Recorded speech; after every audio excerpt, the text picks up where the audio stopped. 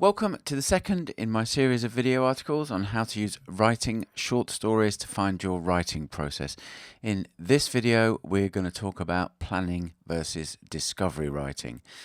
Now, Brandon Sanderson has a series of lectures that you can find on YouTube.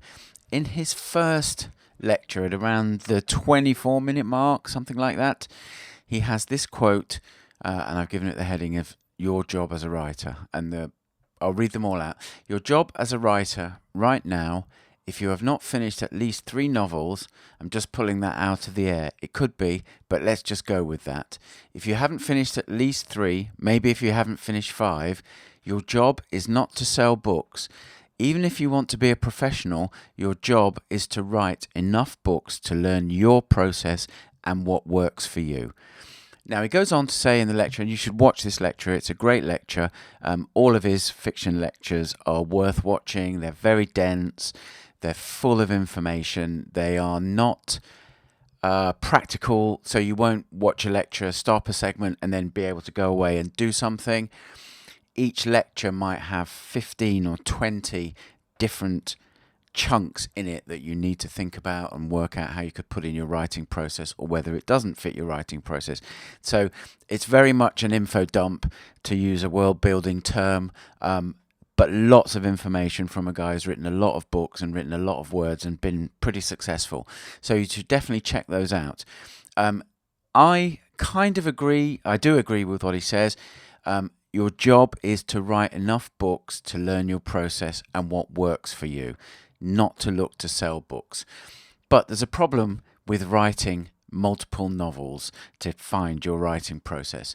5 novels, if we say they are 80 to 100,000 words, which is kind of a standard for novels. Some genres, you might get away with 60,000 words, but 5 novels is 320,000 words or 500,000 words if you're writing 100,000 word novels. For most writers, that's going to take around 3 to 5 years. So it's a lot of work, a lot of focus work, when what you're doing is you're just writing in the knowledge that you're trying to find your writing process, what works for you, and optimize it and make it better.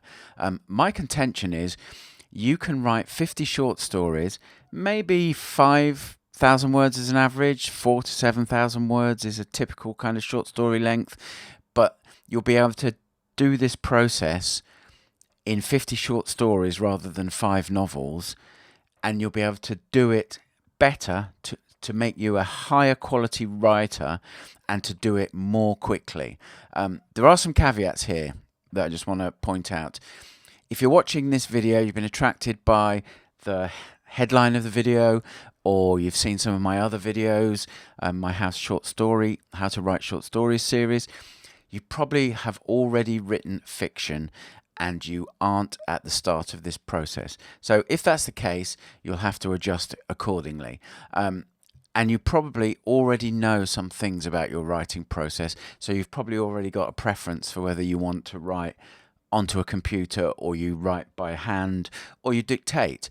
You probably already know whether you're or which end of the spectrum you fall on when it comes to discovery writing or plotting. People seem to instinctively know that. Certainly the writers I've spoken to, and I'm talking about writers who are like me, written some fiction, not necessarily published, or have self-published some fiction, need to improve their craft. I definitely do. Need to improve their process of getting from idea down to finished story, and then moving on to the next. But you probably already have an idea about some of the things that go into that. So what I'm going to outline is a process that if I was starting now from scratch, this with my deliberate practice hat on, and don't laugh, I have a hat, which is my deliberate practice hat for my music teaching. Long story, but the hat serves as a metaphor and tells my brain what it needs to be doing at this particular point in time. But when I put my deliberate practice hat on, this is the kind of process that I would have set for my younger self 30 years ago. And again, your goals may be slightly different. What you know will be different from what you know about yourself will be different from what I know about myself as a writer. And you'll need to take what I'm going to set out as kind of like a set of guidelines and adjust it for your situation. So here's my working overview of how this 50 story process might work. Stories 1 to 4 are about trying to locate where you are on the spectrum, where at one end is someone who plans everything out in detail, and on the other end, it's someone who sits down, has a character, puts them in some kind of troublesome situation, and starts writing to find out what's going to happen. So planning or discovery writer. You'll notice I don't use the term pantsing, by the way.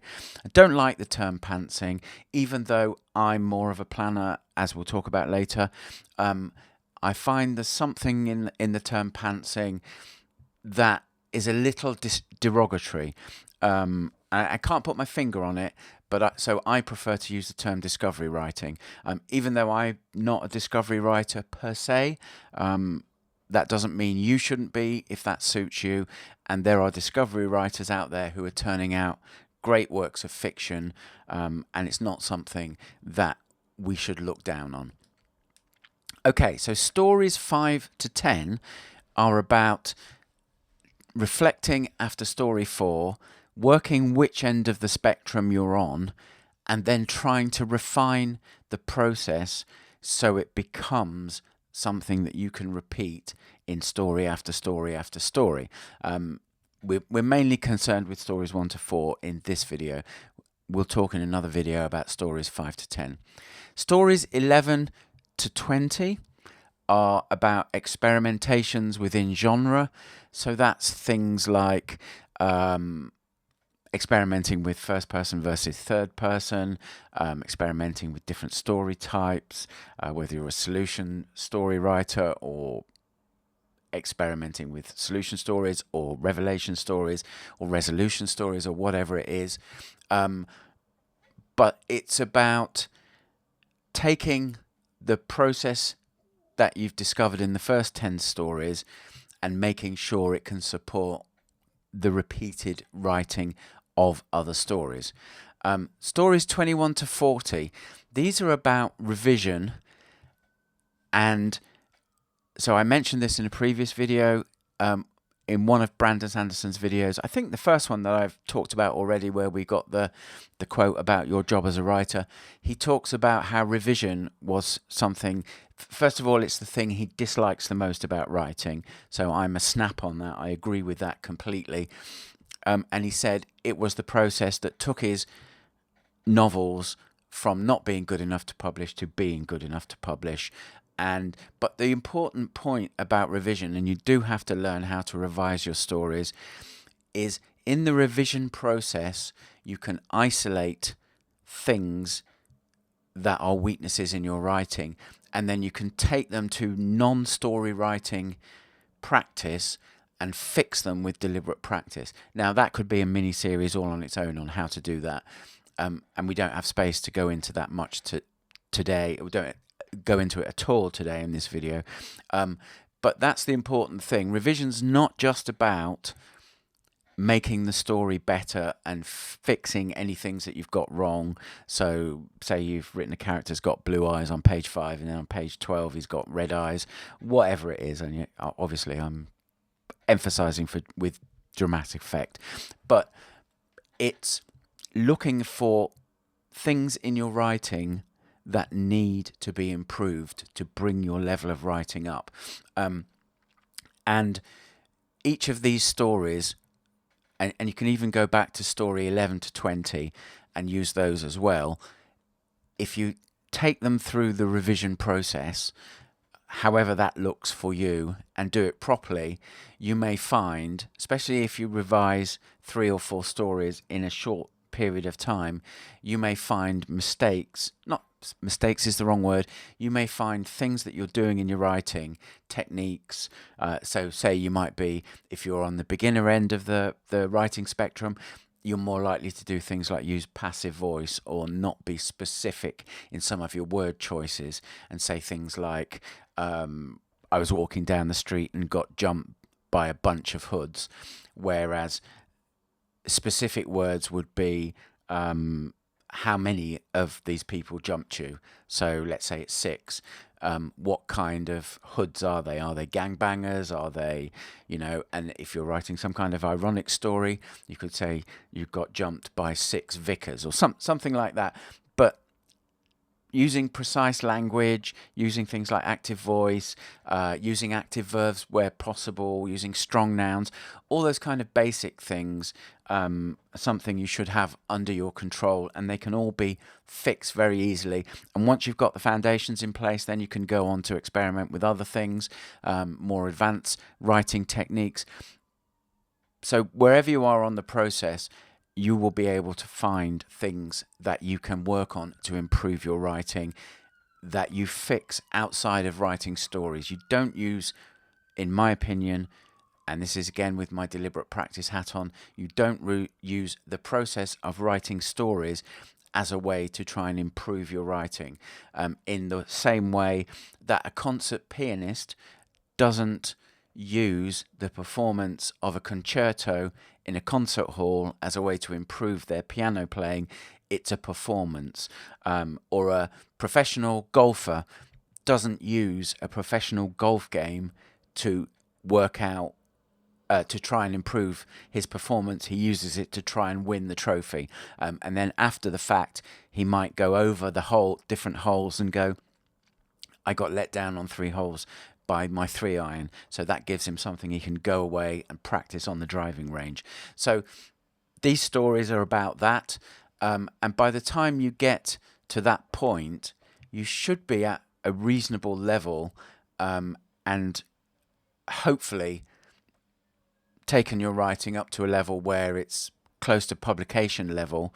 And then stories 41 to 50, and this is specifically for me because I aspire to write longer form work. Stories 41 to 50 are about stretching from short stories to longer form works. So that will be novellas.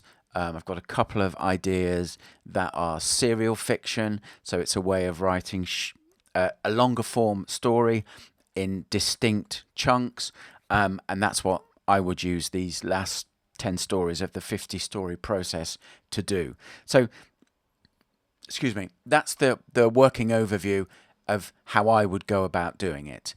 The advantages of this approach, 50 story iterations instead of 3 to 5, which is what you'd get if you were writing and trying to do this process using novels. And a story iteration is idea, outlining or discovery, writing the story, revision, putting the revisions in, taking out any learnings, and getting it to the point where, right, that story's finished. It's either good enough to send out or it's not. And if it's not, I'll get to a story later on in the sequence that will be good enough to send out. Now I'm on to another story. Whereas if you're doing this process using novels, you only get 3 to 5 story iterations. And because a novel is so long in comparison to a short story, one of the issues you have is maintaining your motivation over that process. The second advantage of doing it in short stories is you can use systematic targeting of writing skills. So in a novel, you might get to the end of your first novel and go, right, I need to work on my dialogue. I need to work on my action scenes. I need to work on my transitions. You might come out with a list of 15 or 20 things that need fixing. And that's quite a lot of practice that's required to do it. But with short stories, what you can do is you can write a short story and you might go, right, there's 3 or 4 things where I can fix this. I'll fix this one first, and keep on writing short stories and fixing things one by one by one. And over a period of time, those fixes will compound and your writing skills will improve. And at some stage, as I mentioned, you should get your short stories up to a publishable level. I mean, if you're at all interested in kind of like mystery thrillers, that's the easiest place to start, because the two magazines, Alfred Hitchcock magazine and Ellery Queen magazine, still have issues. They're still going. And you can go and buy an issue of each on Amazon. It's like, I think $5 or $6, and read some stories. And I think you can get to that level reasonably quickly. When you do, you can start getting some short stories published, start getting some professional credits. It's never going to hurt you. Okay, so let's have a little focus on stories 1 to 4 and what you can do with those first 4 stories. First of all, something I should have mentioned earlier is, in all of this, you should be writing the kind of stories you want to write. You don't want to write stories because you think, oh, this might get published, or people might like this. Write the kind of stories you want to write. There's a great Toni Morrison quote around, which is, if there's a story that you want to read that hasn't yet been written, you need to write that story. So take that approach to all these stories and write things that you want to write, that excite you, that make the process of writing as enjoyable as possible. If someone says to you, oh, you should write a thriller story, and you think a thriller story is as boring as shit, don't write it. Write what genuinely excites you, because it will make the whole process a million times easier. So the first story, write a story with discovery. And the second story, write it and outline it. And then repeat that process. These are the edges of the writing spectrum in terms of discovery versus outlining. And writing 2 stories of each should give you a good idea of where you fall on that spectrum. And either you'll find with talking to people, and bearing in mind it is a spectrum, so there are people who outline a little bit and then discovery write to fill that bit in, and there are people who blend both types. But speaking to every fiction writer that I know, they already know which method suits them best. So if that's the case with you, then use these 4 stories to try and find out what will get you from idea to finished story. That would be my best advice if you already know which end of the spectrum you veer towards. If you have no idea, if you're just starting out, then try each one, and there's a little slide for each one to give you some suggestions coming up. Before we get to that, I just want to talk about where I am on the spectrum, so you know. I've tried both types of these writing methods, but I'm leaning towards outlining. And about 15 years ago, the reason why, 15 years ago I wrote a story, and I wrote it with discovery, and it just died on the page. And I had a great character, and this character was a female bodyguard who had some kind of special forces background, so hence her skills and capabilities.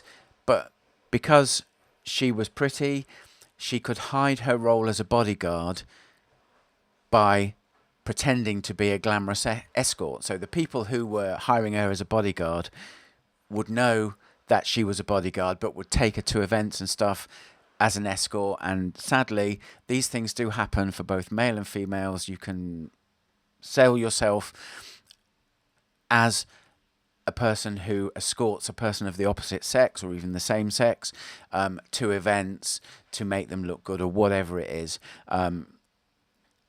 Society would be a better place if that didn't exist, but it does. Anyway, so this was the character that I'd come up with, and I thought it was a great character because there were lots of potential story situations, because the kind of people who could hire her, so someone who would need a glamorous escort who was also a kick-ass bodyguard, would probably be people who would be involved in criminal activities of some sort, or would be potential kidnap victims for whatever reason. So there were millions of potential story situations. And for this story I tried with Discovery, I had a great first line. And the line was, if she'd worn the scrappy Versace, sorry, I've written scrappy, it should be strappy. If she'd worn the strappy Versaces instead of the Gucci flats, she'd probably have died that night, or worse. And I was really excited about the character. I could see her in my head. I thought the first line was great, and I knew what happened and why that thought came to her. I started writing, and the story, it just died in the Discovery writing process, and it ended up with a really downer ending where she ended up shooting someone and having to go to prison, which obviously ended all hope of it being turned into a series of stories. So, and I've tried a couple of times since, and for me, I tend to use Discovery writing to get from an outline point to an outline point, rather than starting at the start of a story and then going forwards. But that's just me. So for me, stories 1 to 4 are going to be part of the process of working out how detailed I need to outline. But for you, it might be different. So if you are a Discovery writer, or if you're starting out, your 2 Discovery stories, the way you go about it, as far as I can tell from speaking to people who are Discovery writers, listening to interviews with people who are Discovery writers, is come up with an interesting character, create an interesting situation, set them loose on the page, see what happens, and hope sparks fly. That's the best advice I can give on getting started with Discovery stories.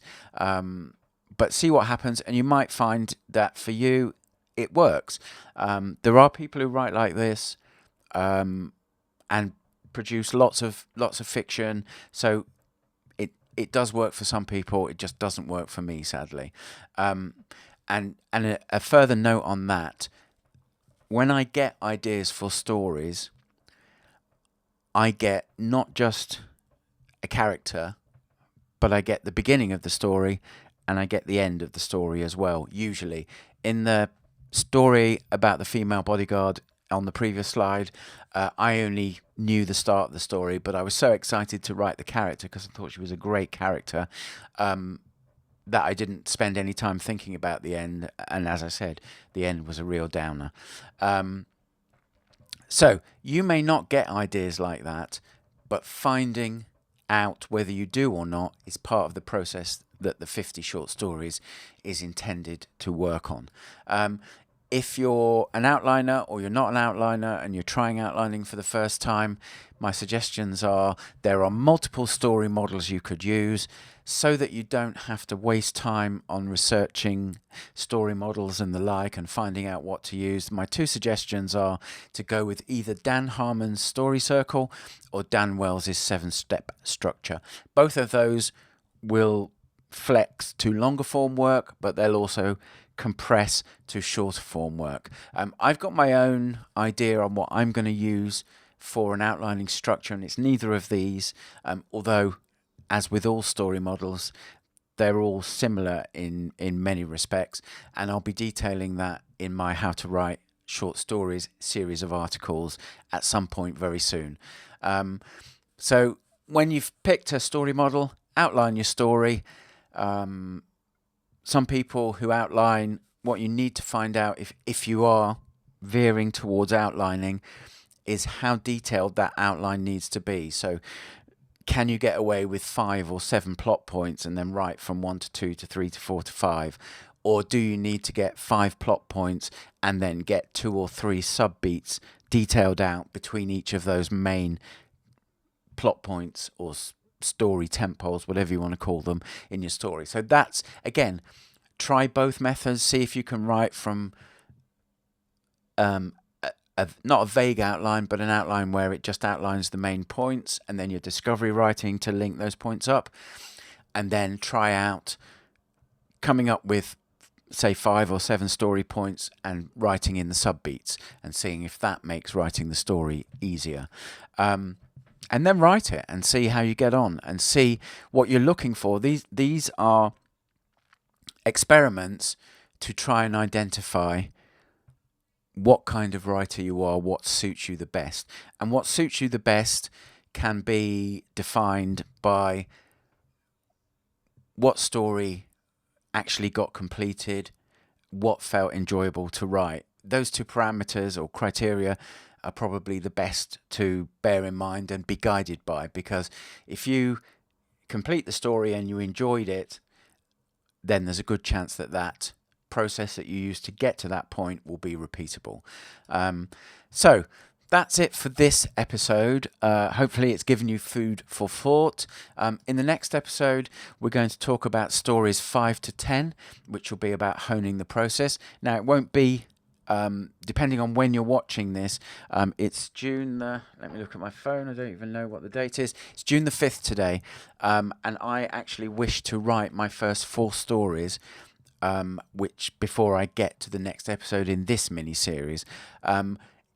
I'm not planning to start writing until probably early July, and I'm going to write 2 stories a month. So it won't be till the end of August 2025 before we get to the next video in this mini-series. But I wanted to record this video and try and get my thoughts on the 50 story process down on video. Sometimes and I don't know if you've noticed, but these videos are a combination of, they're outlined in terms of the bullet points on the slides, but then I'm doing the verbal equivalent of discovery writing to link the bullet points up. So that's just creating these videos is telling me, giving me signs of what kind of outliner I'm likely to end up being. Anyway, so we'll get to the next episode maybe in a couple of months, depending on when you're watching. As I say, it's June the 5th now, so maybe early September. But if you're watching in 2026 or 2027, the next episode will be on my channel, and there's a playlist for this mini-series. So until that next one, and don't forget, I've got the other series going on how to write short stories at the moment. If you need to email me, you've got questions about or thoughts about the 50 story process, and remember, it's possible that you already know a fair bit and you could get it down to 20 or 30 stories. It's a suggested story length, and it may be that as you get into it, and it may be as I get into it, that the number comes down. But I chose 50 for many reasons, and I think if you committed to writing 50 stories and take the very focused and deliberate approach that I've overviewed here, and I'll be detailing in later videos, you will find that I think you'll be very pleased with the results that you get. So if you've got thoughts and you want to email me, paul@deliberate-practice.com. And don't forget, I've got a membership site, the Writing Vault. The link's in the description of this video. You can see the URL there. If you type in www.writing-vault.com, I think you'll get there too. That's a resource for aspiring fiction writers, and when I get to early July and start actually writing stories, they will be going in the vault along with detailed notes on how I came up with the story idea, how I outlined it, revision notes, all that kind of thing. So you won't just get the story to read, but you might even I might even post different drafts of the story so you can have a look at it and even print it out and go, here's how I would revise it, so you get practice in revision as well. So check that out. It's very cheap, $7 a month, and there's bonuses for joining that are worth multiples of that $7. And I will catch you in the next video, either in this series or in one of my other series.